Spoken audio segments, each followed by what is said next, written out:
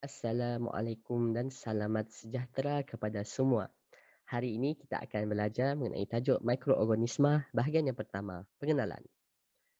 Sebelum itu kita kena tahu apakah maksud mikroorganisma.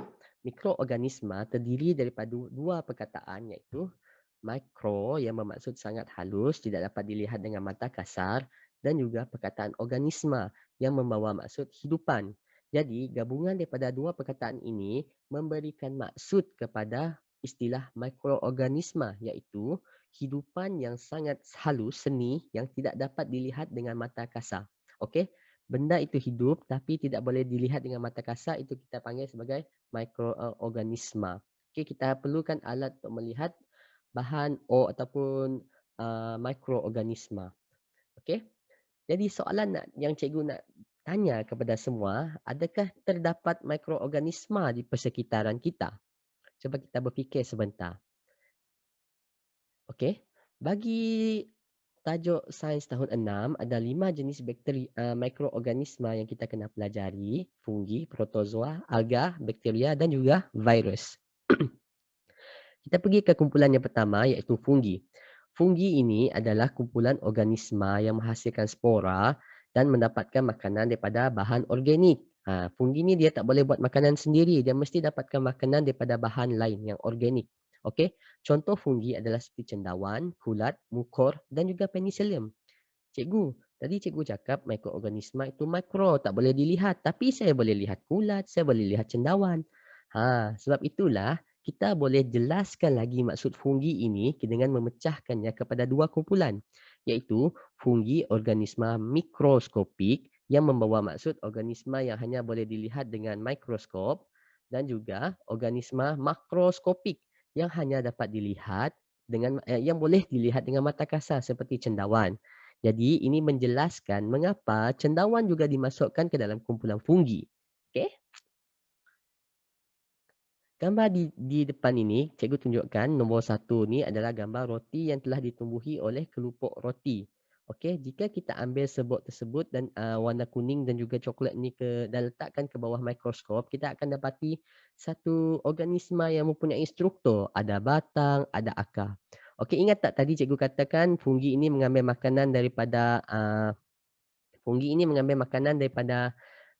bahan organik. Jadi akar ini menyerap nutrien daripada bahan organik iaitu roti tadi dan memberikan tenaga kepada fungi-fungi ini tadi. Kenapa dia mudah merebak? Kerana dia boleh menghasilkan spora. Spora ini tengok, dia boleh merebak ke sini, dia boleh merebak ke mana-mana melalui spora. Sebab itulah dia digelar benda hidup kerana boleh membiak. Okey, ini adalah kumpulan yang kedua iaitu protozoa. Protozoa, apa yang uniknya protozoa ini, dia boleh hidup di kawasan yang berair. Okey, dia hidup di kawasan berair. Dia tak hidup di kawasan darat. Okey. Protozoa ini adalah organisma yang ringkas. Hanya mempunyai satu sel. Dia tidak macam kita ada sel neuron, ada sel tulang, tidak. Protozoa adalah ringkas. Okey, ada dua jenis protozoa iaitu bentuk boleh berubah-ubah seperti amoeba dan bentuk kekal seperti paramecium. Tengok ni salah satu contoh yang kekal. Bentuk dia sama saja kumpulan ni. Okey.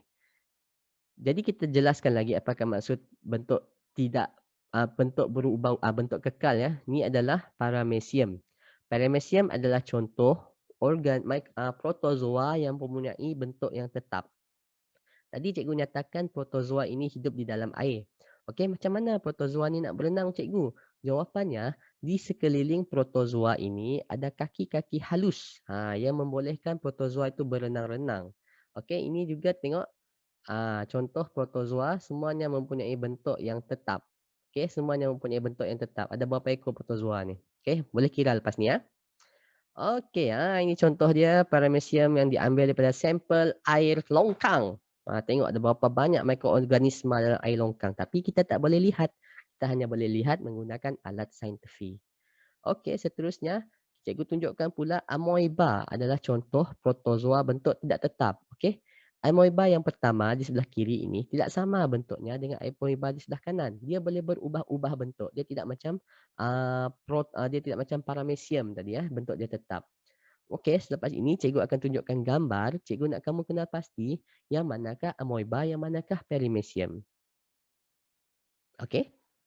Kenal pasti yang mana mempunyai bentuk tetap, yang manakah yang mempunyai bentuk berubah-ubah. Dalam gambar ini berlaku kejadian makanan, okey. Seekor protozoa telah dimakan oleh protozoa yang lain. Okey. Jadi jawapan kamu boleh tulis pada komen pada video ini. Okey, itu sahaja untuk bahagian pertama. Terima kasih.